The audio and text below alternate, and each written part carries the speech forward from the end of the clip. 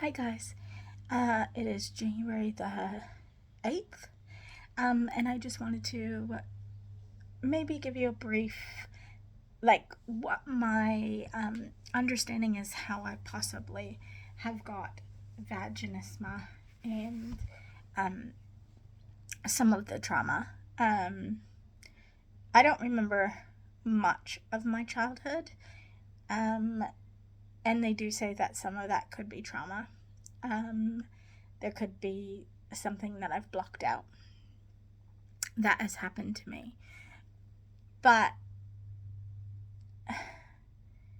it's really interesting when it comes to the idea of sex. It was not something that was hidden from me. Um, I, uh, it was, it was always in my house. Um, and it was always behind closed doors, but uh, it was mostly always heard. I'm so much more, so much so that I actually hate um, headboards. Don't like headboards. Don't like noisy beds. Um, for some of that fact. Also, information, whether it be Harlequin romance novels, um, books about positions, um, movies. I mean, the first movie I saw as a 6 year old was Dirty Dancing, which has a pretty graphic scene in it. But other movies, um, some shown in loving situations, but a lot I remember in bad situations, and including not only movies, but also relationships. Um, I my mom was young. That's all I can put it down to. She was young. She had no idea, and she did the best she could, and I guess she didn't know the repercussions. And the thing is that some people are fine. My brother is absolutely fine. He had no issues. But there was something about me that always had an issue with it. From a very young age, even before I became a Christian at the age of 16, I knew that sex was not something that you gave away for free. And in fact, you didn't even give away kisses for free. Not free, but like to anybody you didn't really care about. I felt both were very, very sacred. Um, and because of that view of sacredness, I think maybe in some shape or form I became afraid of it. Um, with untruths that I told myself about not being good enough and not being worthy. Um, and kind of not mattering to people. I feel like I was a suicidal at a very young age. My best friend passed away when I was 6, and I wanted to swap positions with her because my mom already had my brother, and I felt like I had split up my parents and caused a lot of heartache. And my friend who had passed away, her mom could only have the one child. She passed away. She had a hole in her heart. She went in for surgery and passed away. And I always wanted to like take her place, which is not a normal 6 year old's thought process, really. 6 to 7 year old thought process. I really disliked my life. I really felt completely and utterly different from my mom and my brother, and a lot of that was due to the fact that they were beautiful or handsome, um, very social, like very popular, and my brother was good at sports, and I was just this, yeah, not any of those things. Um, and so I think from a very young age, I kind of must have filled myself for some reason with the idea that this was wrong and not something I could do because of that sacredness. I can remember as a 15-year-old, like watching 16-year-old, 15-year-old, watching my friends all, well, even when I was in the 7th or 8th grade, my friends tried to trick me into playing spin the bottle. Um, and I'm not saying I didn't like boys, because liked, I was boy crazy probably from the age of like 9. So this is crazy because, and the desires were obviously there. Um, but I just couldn't bring myself to do it.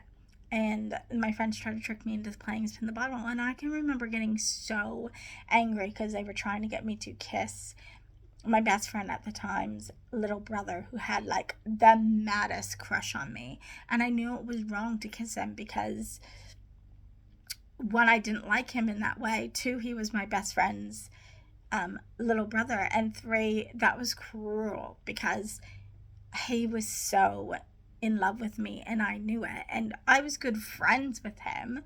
I hung out with him all the time. I had a great time with him, but I didn't feel that way, and I knew that you didn't play around with people's feelings like that. Like, I had such a strong moral compass, I guess. Yeah, so I couldn't play spin the bottle. I remember getting so mad at my friends for trying to trick me into doing that. And I can remember when I was, the summer I turned 15, one of the boys saying to me, and I may have said this in another video, I may have said some of this in the other video, I'm just trying to give an overlook on what may have happened to kind of cause this trauma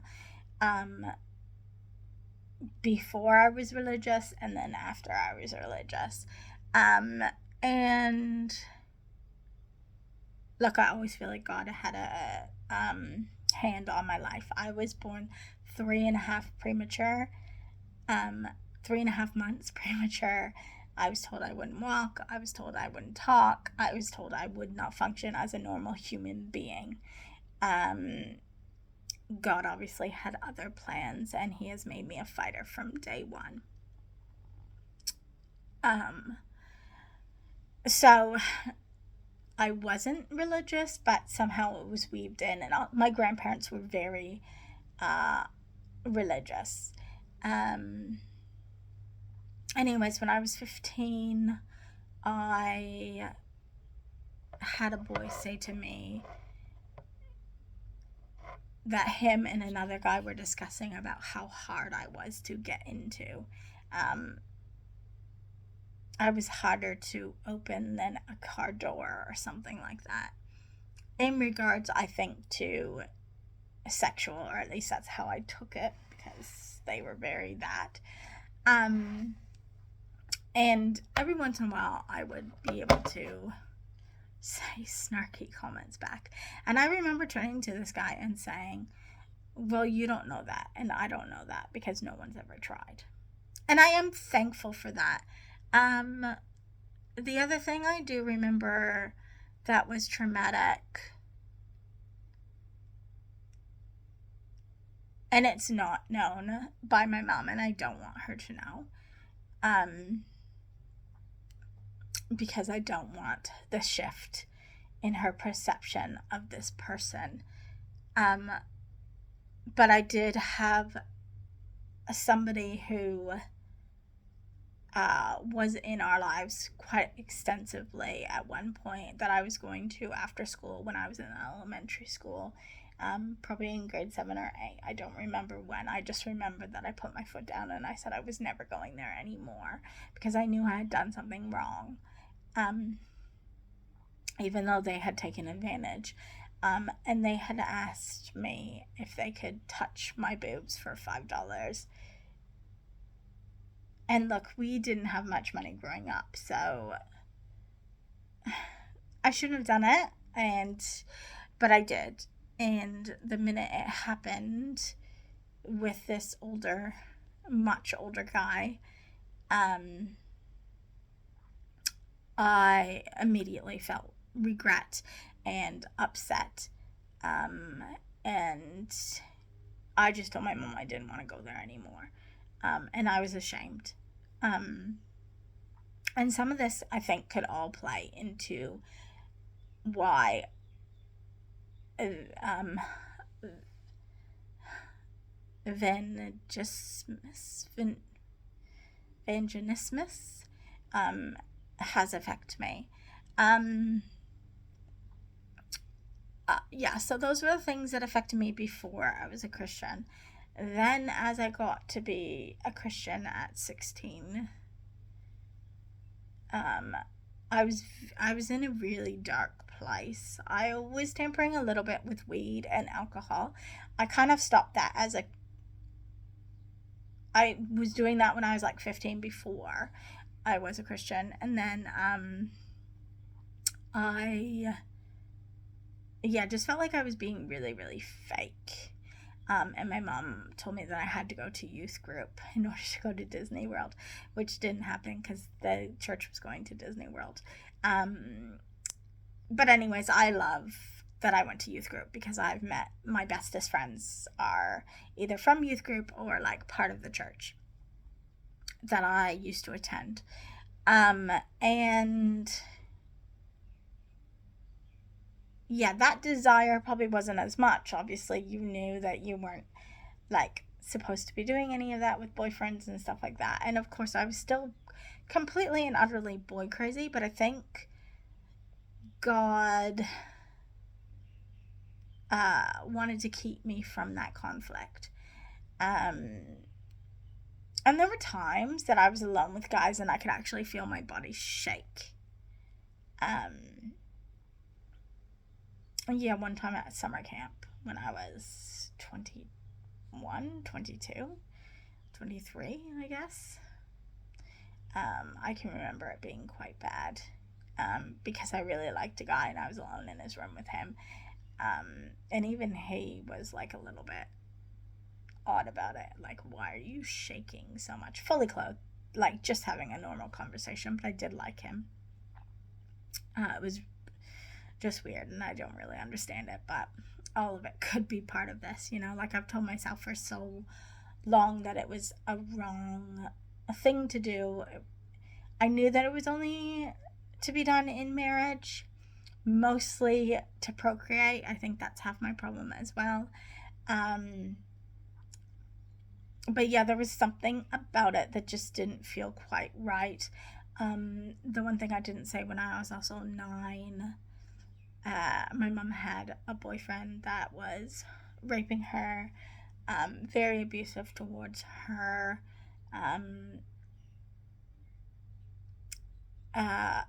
who would give me the belt. Actually, I wasn't 9, I was 6 because it was at the same time that my friend passed away. And he used to tie my underwear to my face because I had a kidney and bladder infection, but we didn't know that at the time. I was having lots of accidents. And so I'd have to sit like that for ages. My mom did not know. Apparently this was done when she was not in the house.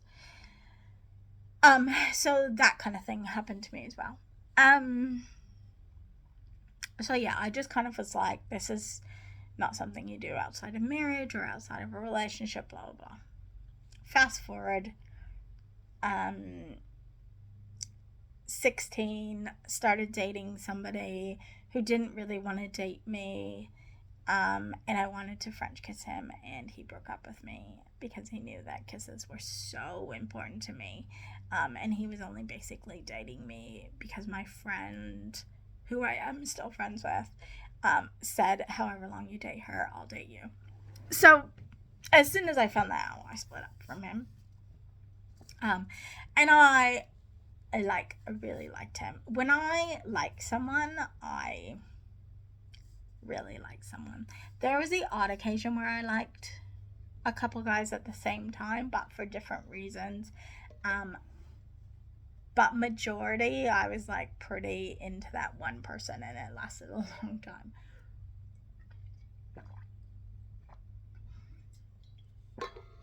Um,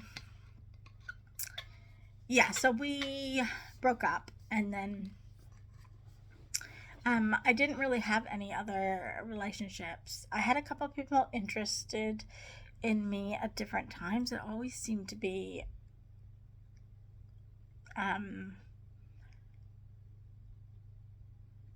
people who were colored, and I didn't have an issue with that because I do find them attractive, but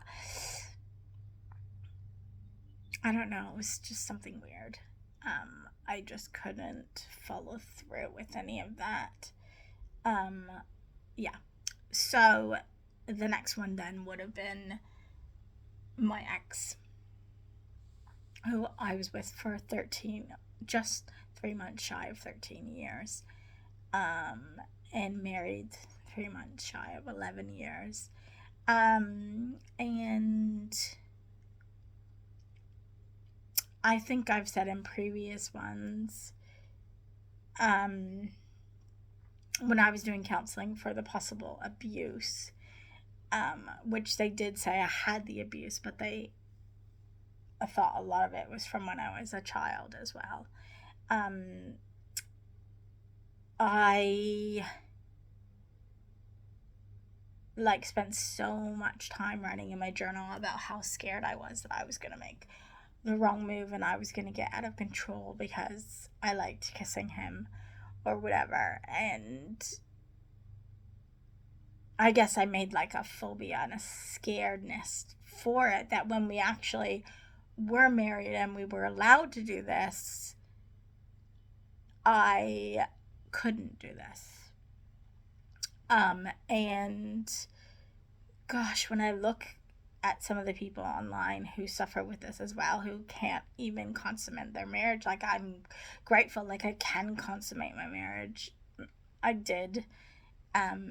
It was painful, and it was always painful, and it did took me about five or 6 months to be able to do that. And that fueled I guess probably the barrier, the wall that went up because of what was kind of said, and the negativity that surrounded those experiences.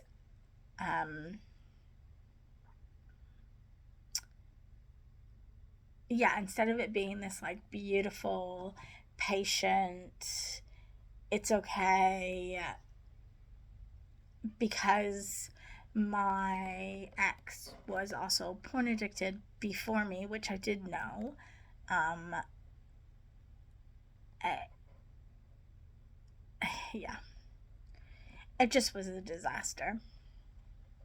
Um, and because of like all the pushing to like do things and just like never being satisfied, and um, nothing was ever good enough, and I never felt good enough. Like, these walls just kind of like went up, stayed up, and made it very, very, very difficult. Um, and vaginismus just happened, but obviously I didn't know what it was. I just felt like I was a freak and something was wrong with me. And, you know, I used to always say to him, I wish I could get pregnant from kissing, because I loved kissing. And that should have told me that obviously I had something wrong, psychologically in my brain.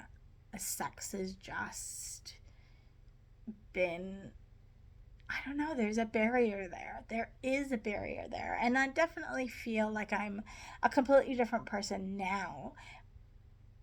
But I'm definitely very scared to get into an intimate relationship because I don't want the same thing to happen. I don't want it to be unpleasant.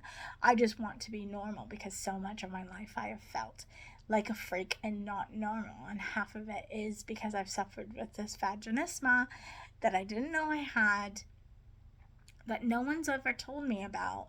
And it explains that it's a psychological disorder. It is the spasms in the pelvic walls that just literally lets nothing get through. Even tampons, it makes smear tests very, very uncomfortable. It made fertility very, very uncomfortable. My IUIs, my ICSI, it made everything so uncomfortable. And there's not supposed to be a correlation between the two, but I would love to see if they've actually done. I would love to discover if there is any research whatsoever that having a speculum put in when it is super, super, super uncomfortable, and doing, obviously, them putting in either an embryo or an IUI when there's nothing wrong with me and I'm supposed to be able to get pregnant like that because I'm so regular. But I can't even get a pregnancy test. I can't get implanting bleeding. I can't, nothing. I feel like it comes right back out. I would love to know, surely somehow there must be research. Like, this has to be the answer for me. And so I've done a vision board, and on my vision board I've actually put my struggle with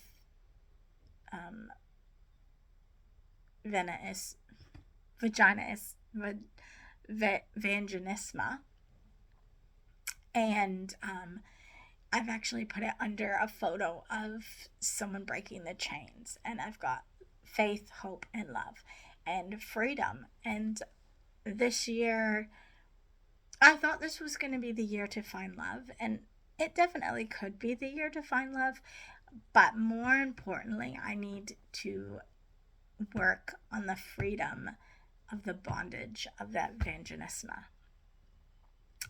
And so that's what I want to do through my pelvic and uterus therapy and my spiritual healer. Like, those are my main things. Also, I've got a picture of a mom and a baby. Obviously, that's important for me. The IVF part of it is important for me. I want to make all the eggs and have them fertilized and put those embryos away and on hold for me, and maybe July or August I will put those in, depending on what my fertility doctor says next week. I do need to write a list of questions for her to try to see if she can answer any of them. Vaginismus will obviously be in there.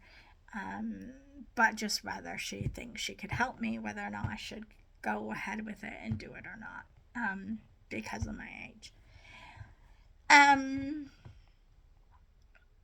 also got lots of faith stuff in there because I really feel like I'm going to grow in faith this year as well, and it's through faith and through cutting down this bondage. Like, God and I need to be closer because it's in His strength, and I'm going to break down these barriers, and breaking down these barriers are not going to be without some hurt and be painful. And He is the one person I rely on, and I need to put on the armor of God, and I need to make sure that I am fully prepared, because when I feel like I'm going to go through this, the devil is going to try to attack me, and I've had it happen a couple times before, and God always protects me, and I'm sure He'll protect me now, because I'm doing this in His name, and I'm trying to figure this out so that I can be the best person that I can be for me. This year is all about me and trying to make sure that I can heal myself so I can be the best woman that I can be. I can be the best auntie and the best sister and the best daughter, and the best friend, and eventually the best mother and wife that I can possibly be, the best person that I can be, the best child of God I can be. And I know that means that I need to get some healing done from this vaginismus, and I'm so grateful that my sister-in-law was able to tell me about it right away. And it just seems so weird that I went to my doctors and I said, do you know anything? And she was like, yeah, I do. And I talked to my friend who's studying to be a doctor, and I asked her, do you know about it? And she's like, oh yeah, it's really common, blah blah blah. And I'm like, if this was so common, why in any of the times that I've said something have people not brought it to my attention? Now I will say that I'm also the type of person where I probably need to be in the right headspace to be able to deal with some of these things.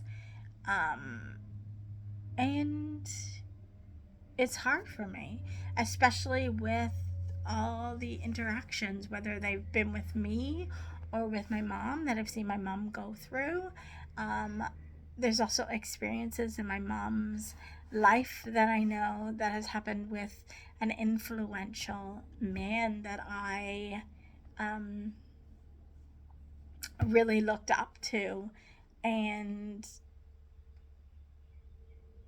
he made a wrong decision when it came to my mom, and he was in a role model role for her as well, and it was someone that she loved and she respected, and you know, he took advantage of her, and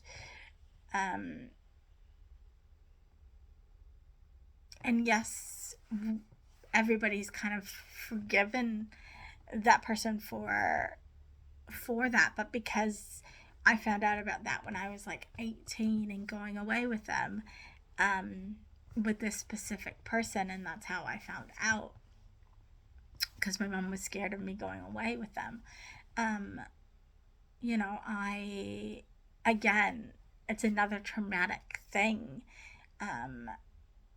And again, actually, I had my dad use it against me when he didn't like that I put this person on a pedestal, and he was like, you, if only you knew what he did, blah blah blah blah. And luckily I did know, but like, though, all those encounters around the negativity around sex and how much sex was actually abusive, or used in an abusive way as I was growing up, and I was seeing this. Like, I never saw it in a loving, healthy relationship, nor should I, really.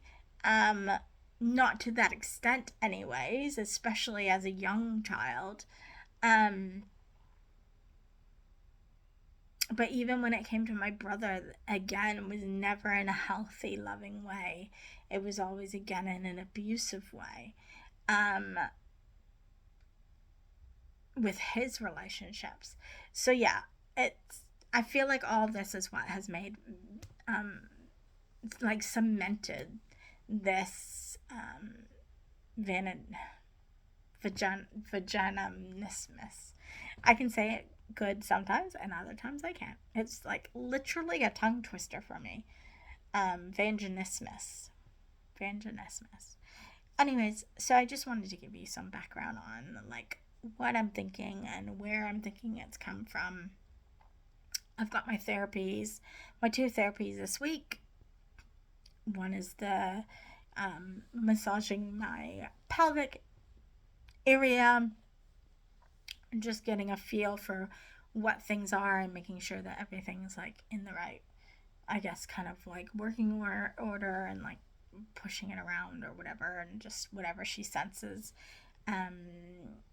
Massaging and working with me for about an hour and a half, I think it is, and then after that will be the spiritual healer about half an hour after I see her. So both those are this week, and then next week Tuesday is my phone consultation. So it's a busy couple of days. I am going to record my spiritual healer and what she says, and I probably won't put it up because there'll probably be some like private things. So I'll share with you what I feel comfortable sharing with you. And, you know, there'll be some other people that watch this that I will probably share more with than others, obviously. And yeah, I am going to try to make this not public and see if my friend will still be able to see it now that she is subscribed to me, but we'll see. Because yeah, I'm getting way too many messages from people who are thinking yeah, that I'm looking for love, or yeah, just trying to reach out to me. And I'm not answering, and I'm not trying to be rude. I just, yeah, that's not what this form is for. So, anyways, this is a super long video, probably really boring. But yeah, that is just the way I'm feeling.